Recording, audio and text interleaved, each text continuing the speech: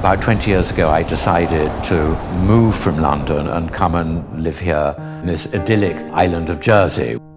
I worked over a sort of rolling period of time, transforming this early 17th century granite cottages into something rather different.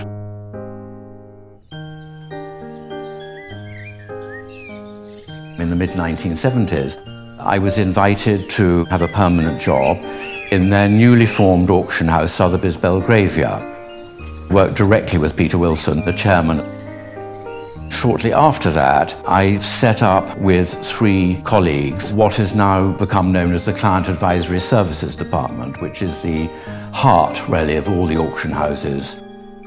There were no computers in those days. We went through about 100 years of valuations.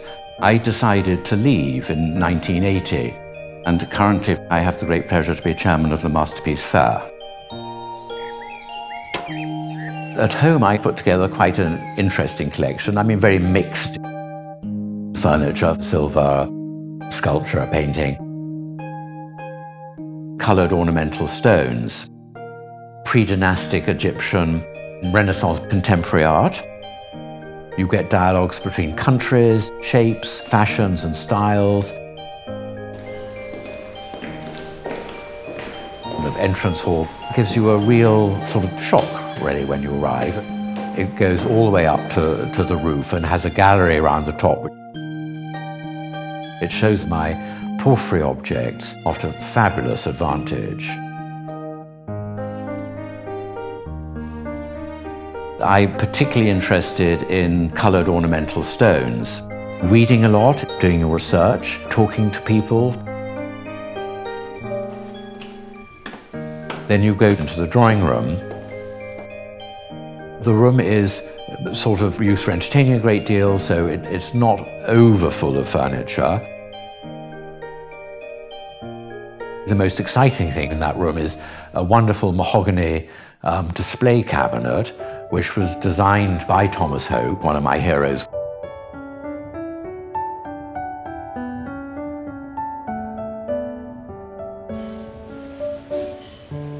My favorite piece of silver, a pair of small gilt silver waiters. These are objects that vanished in the 19th century until I tracked them down.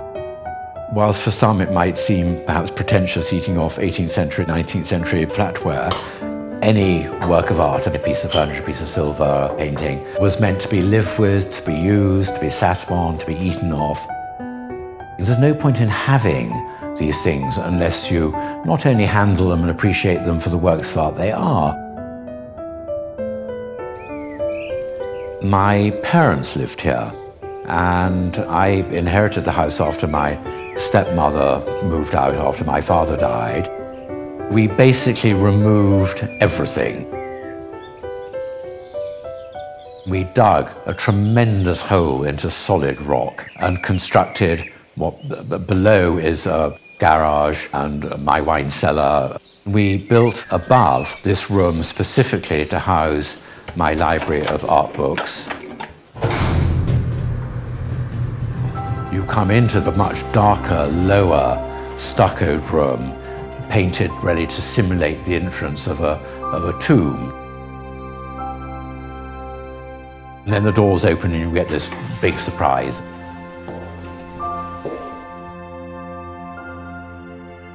Full of different coloured marbles and this incredible floor, some ancient and some modern.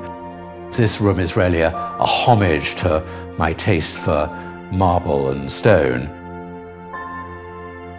Amongst my favourite things is a really wonderful Egyptian granite vase. It relates to a whole series of vases put together in the Galleria dei Candelabri in the Vatican. I have a lot of interesting fragments here. They stimulate the imagination. The figure of a lion, 1st century AD, beautifully veined, reflects the hair. A figure of Ramses III. In the construction, the whole bank had collapsed, and it allowed us to build out 2 meters to add another little room. I was lucky enough to be able to acquire, about 25 years ago, a pair of vellum books, the holy grail of the marble world. The stones have retained the eccentric shape with which he found them. I will go through phases where I just read, a lot every day for a few weeks. Just randomly pick out books.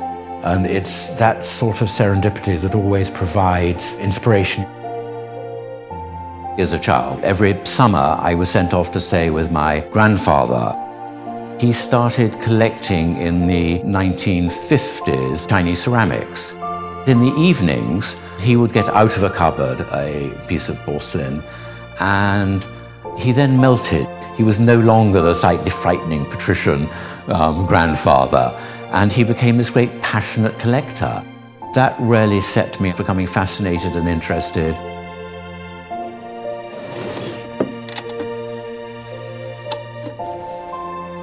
I am almost 68 in about 10 days. I probably get such an unutterably deep pleasure by living with the beautiful works of art, not only just in the terms of their pure visual beauty, but the cultures for which they were originally conceived, the hunt for objects, the romance of the history of. I do occasionally sell things, and once that moment has gone, they've gone. I would feel bereft without them.